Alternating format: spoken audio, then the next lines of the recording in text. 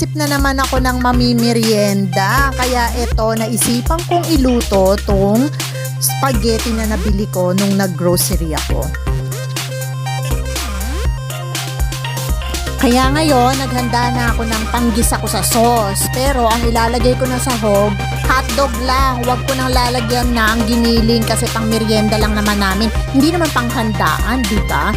Mamaya ka na lang gagamitin yung giniling namin sa ulam, sa dinner. Heto nga, gagamit ako ng cheese balls para sa ating spaghetti.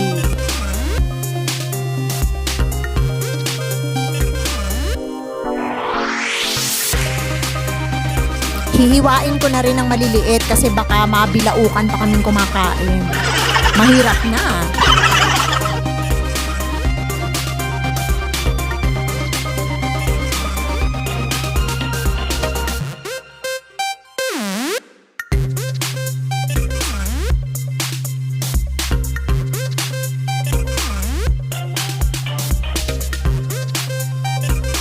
Ayan na nga, ready na ang ating pang spaghetti. Kaya tara na, magluto na tayo. So, feeling ko luto na tong pasta natin, malambot na.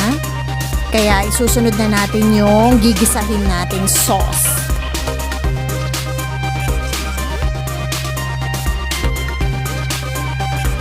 Yan, magigisa lang ako dyan ng bawang at sibuyas.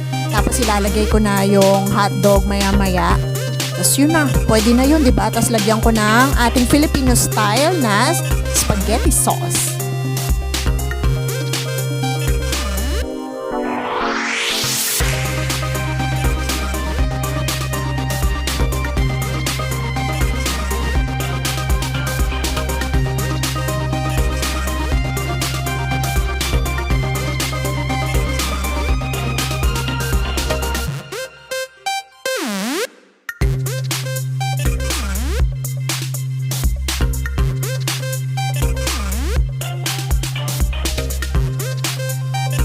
Hahaluin ko lang ng konti at dadagdagan ko nga pala ng tubig.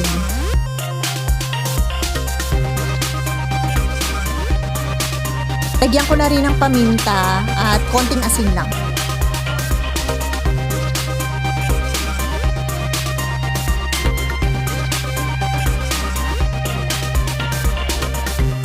Yan, tapos ilalagay ko na yung niluto natin pasta kanina. Halu-haluin ko lang yan hanggang kumapit yung sauce na nagawa natin.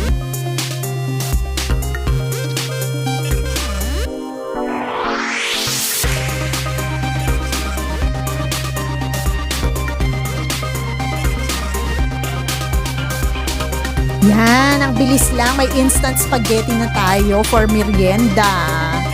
Lagyan na lang natin ng cheese.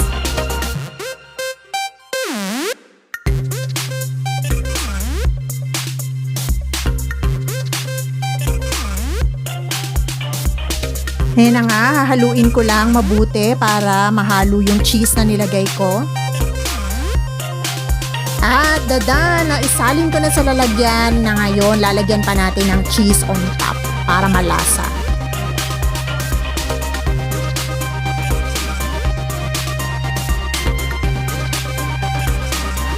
Ayan, may instant spaghetti na tayo for merienda. Tara, kain na!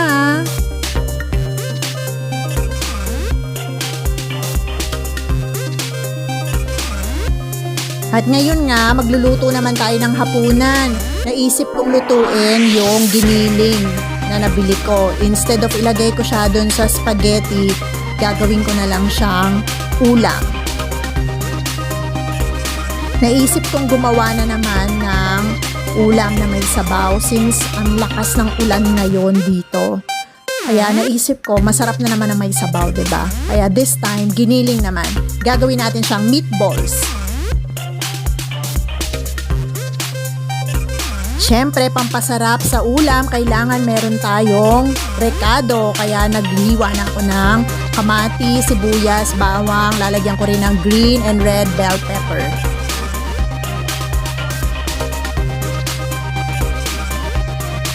Ang inspiration ko dito sa recipe na to, yung parang almondigas.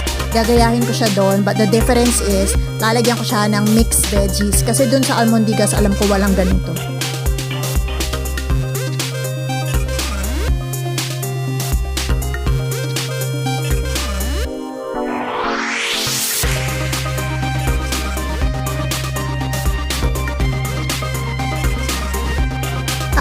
isa pa palang alam kong kaibahan, sa Almondigas alam ko malalaki yung pagkagawa ng meatballs nila. Eh since konti lang yung giniling natin, kaya liliitan ko lang yung gawa ko.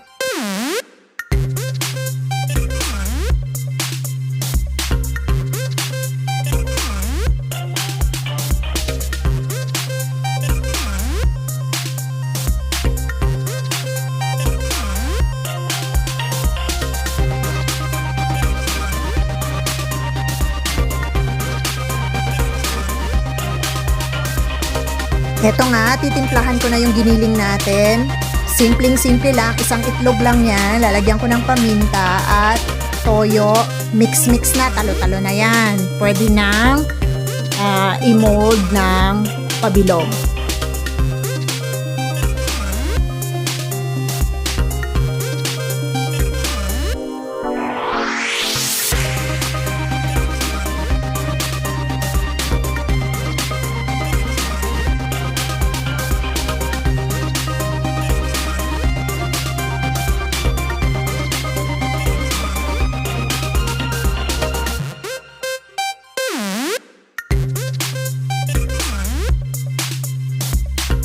Ito nga, sumusukat lang ako ng maliliit na portion para bilugin, para makagawa na tayo ng ating maliliit na meatballs. At dahil maliliit siya, meatballs lang.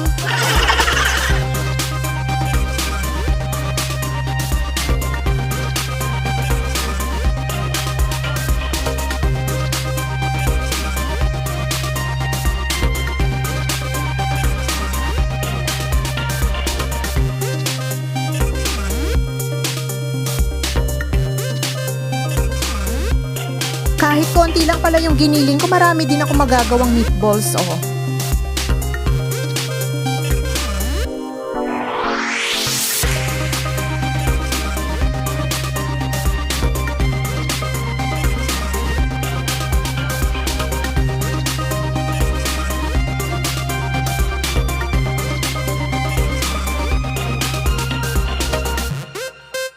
Yan na nga, ready na ako magluto.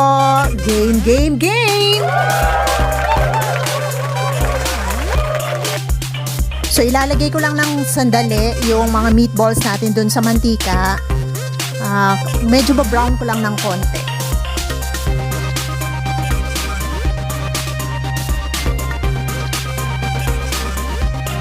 Ayan na naman ang mantikang mapanakit. Masakit. Ayan. Dapat dito naka-armor ka eh.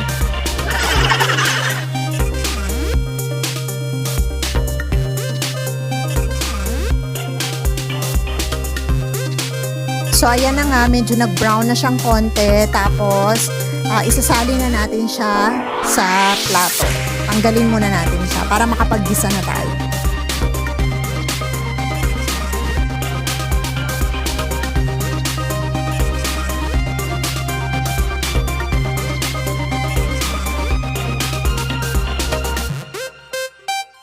Ito na nga, sisimulan ko ng maggisa. Nilagay ko na yung bawang. Sunod ko na yung sibuyas.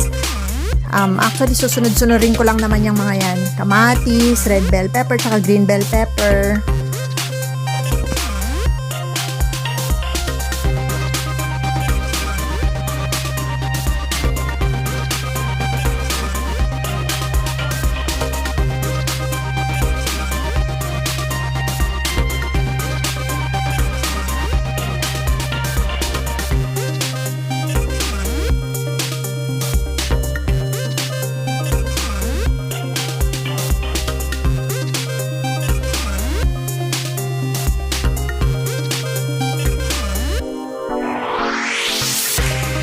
Nilagay ko na nga rin yung mixed vegetables natin. Galing pa sa ref yan.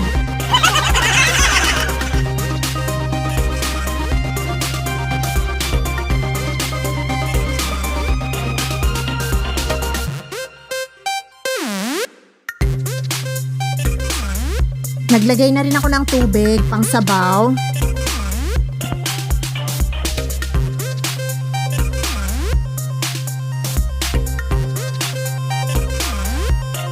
At maglalagay ako ng chicken cubes, pampalasa.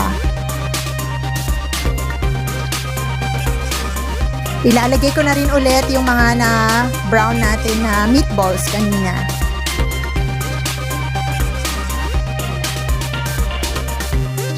At may natira pa akong miswa sa ref, kaya ilalagay ko na rin lahat. Sama-sama na sila dyan.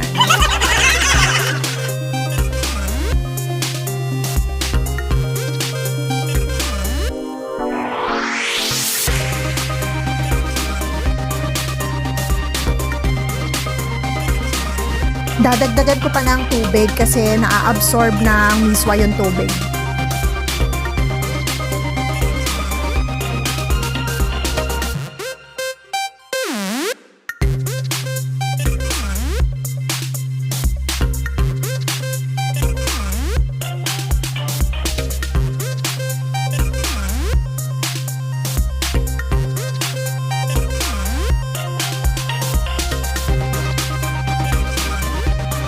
Ayan na nga, luto na.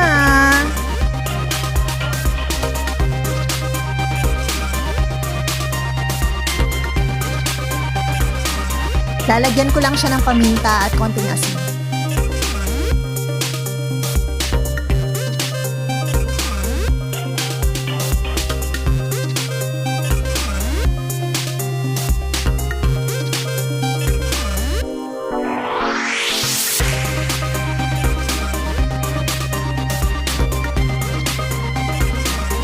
Heto nga, isasalin ko na siya sa lalagyan. Naglagay din ako ng plato sa bowl kasi baka sa sobrang init ay mabitawan natin. At ready na ang ating ulam. Mainit-init pa!